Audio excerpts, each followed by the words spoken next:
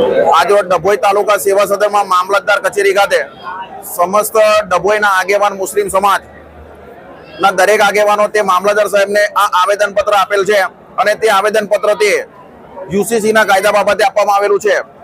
ज्यारे भारत देशनुं बंधारण 1950 में अमल में आव्युं ते बंधारण केवी रीते अमल में आव्युं के ते बंधारण बनाववामां 2 वर्ष 11 महीना 18 दिवस जेटलो समय लागेलो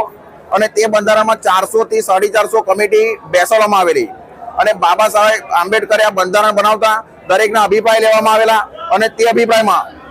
મુસ્લિમ લીગના 30 થી 35 વ્યક્તિ હતા કે તમે કેવી રીતે બંધારણમાં ફોલો કરશો તો તેમના માટે મુસ્લિમ લીગે જણાવ્યું કે 1937 થી